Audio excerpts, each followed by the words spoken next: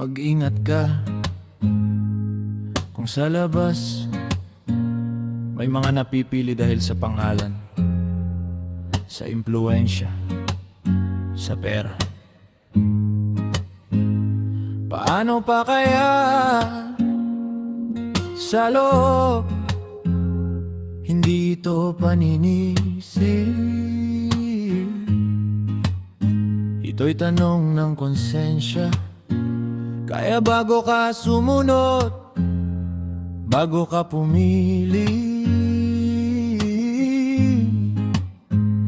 mag-iingat ka.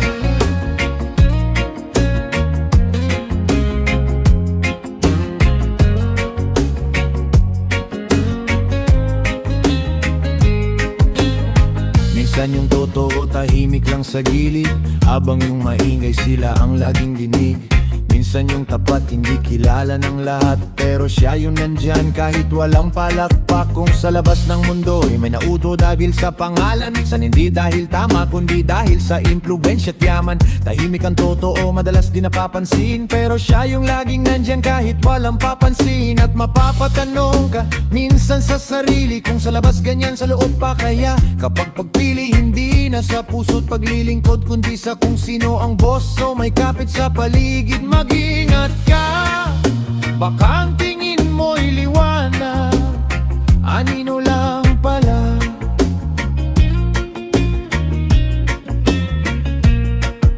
Baka ang akala mo'y malasakit, kapangyarihan lang pala.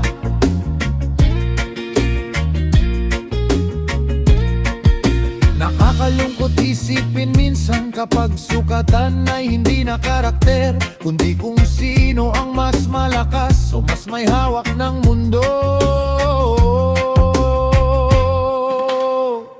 Mag-ingat ka sa pipiliin mong susundan. Hindi lahat ng nasa unahan marunong maglingkod. Kung pipili ka, wag sa pera lang o lakas ng pangalan. Piliin mo yung may pusong handang yumuko. Hindi lahat ng malakas ay tama, hindi lahat ng tahimik ay mahina. Minsan ang tunay na lingkod hindi nakikita pero laging nandyan. Yo! Minsan masakit makita ang realidad na mas pinapakinggan ang may estado't pangalan. Mas malakas ang may impluwensya at yaman, habang ang tapat na nanatiling tahimik lang. Pero tanungin mo, ano ba ang mahalaga? Yaman ba o pusong handang magsakripisyo para sa iba? Kasi ang tunay na liger hindi hari, hindi boss na gustong laging nasusunod palagi. Ang tunay na lingkod, unang yumuyuko, handa kahit walang palakpak, tuloy pa rin ang totoo. Hindi ito laban ng kung sino ang sikat, kundi kung sino ang may pusong tapat. Kapag tahimik ang laban, sino ang nandyan? Kapag walang spotlight, sino ang tumatayo pa rin dyan? Mag-ingat ka, hindi lahat ng mukhang tama tanga, at hindi lahat ng tahimik walang halala. Baka pahilangan din nating tanungin ang sarili, ano ba talaga ang hinahanap natin? Lakas ba ng pangalan o lakas ng malasakit? Pera ba o puso? Dahil minsan ang tunay na naglilingkod hindi pinakamalakas magsalita, kundi pinakatapat gumawa. Mag-ingat ka sa kinang ng pangalan at impluwensya. Minsan ang tunay na sa likod lang tahimik na lumalaban. Kung pipili ka, wag sa kung sino ang boss, kundi kung sino ang tunay na lingkod.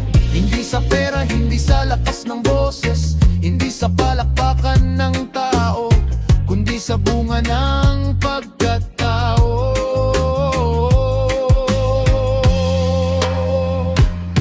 Kung sa labas may maling dahilan sa pagpili.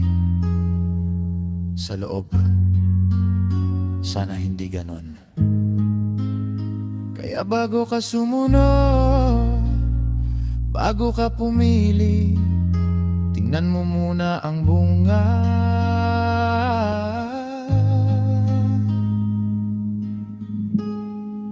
Hindi lang ang salita.